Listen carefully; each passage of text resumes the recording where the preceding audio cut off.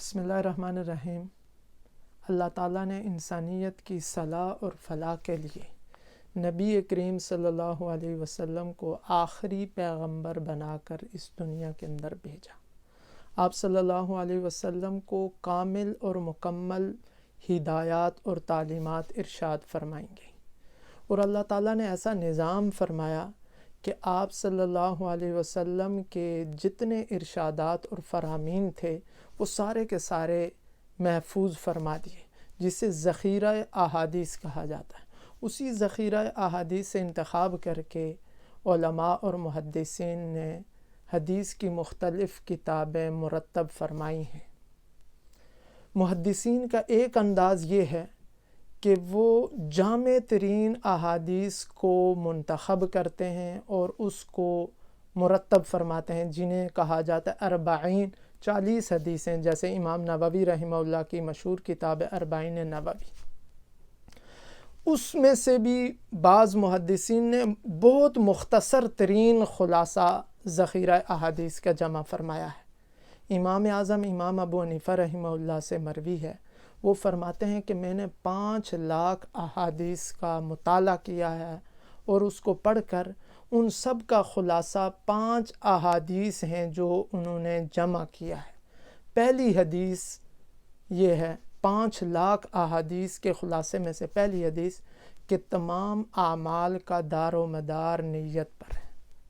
دوسری حدیث جو 5 لاکھ احادیث سے منتخب کی گئی ہے اور خلاصہ ہے کہ ایک اچھے مسلمان کی علامت یہ ہے کہ وہ غیر ضروری کاموں کو چھوڑ دے، ایسے کام کہ جن کا تعلق دنیا اور آخرت کے کسی فائدے سے نہیں ہے، وہ غیر ضروری کام ہے، تو ایک اچھے مسلمان کی علامت یہ ہے کہ اس کو چھوڑ دے۔ تیسری حدیث کہ تم میں سے کوئی آدمی اس وقت تک مسلمان نہیں ہو سکتا جب تک کہ اپنے بھائی کے لیے وہی پسند کرے جو اپنے لیے پسند کرتا ہے۔ ہر آدمی اپنے بارے میں عزت راحت کو پسند کرتا ہے، تو اسی طرح اپنے مسلمان بھائی کے لیے بھی اس کو پسند کرے۔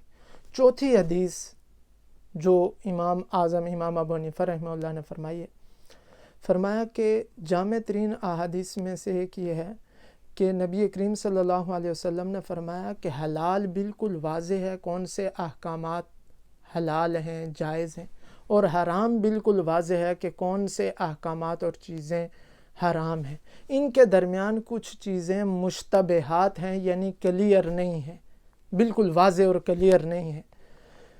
تو جس آدمی نے مشتبہات سے اپنے آپ کو بچا دیا، اس نے اپنے دین کو اور اپنی عزت کو بچا لیا۔ پھر نبی کریم صلی اللہ علیہ وسلم نے مثال دے کر ارشاد فرمایا کہ جیسے ہر چراگاہ کی ایک باڑ ہوتی ہے، کھیت کی ایک باڑ ہوتی ہے، تو جو چرواہا اپنے جانوروں کو کھیت کے باڑ کے قریب لے جائے تو اس کے جانور کسی دوسرے کے کھیت میں داخل ہو جاتے ہیں۔ اسی طرح جو آدمی مشتبہات میں پہنچ جاتا ہے تو وہ حرام میں داخل ہو جاتا ہے، اور نبی کریم صلی اللہ علیہ وسلم نے فرمایا کہ اللہ کی باڑ وہ حرام چیزیں ہیں۔ 5ویں حدیث یہ ہے کہ نبی کریم صلی اللہ علیہ وسلم نے ارشاد فرمایا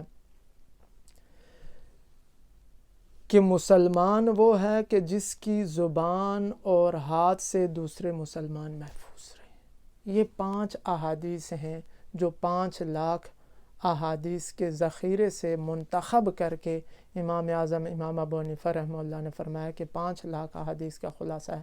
اللہ تعالی ہم سب کو تمام احادیث پر آپ صلی اللہ علیہ وسلم کے ارشادات اور تعلیمات پر عمل کرنے کی توفیق عطا فرمائے۔ والسلام علیکم ورحمۃ اللہ وبرکاتہ۔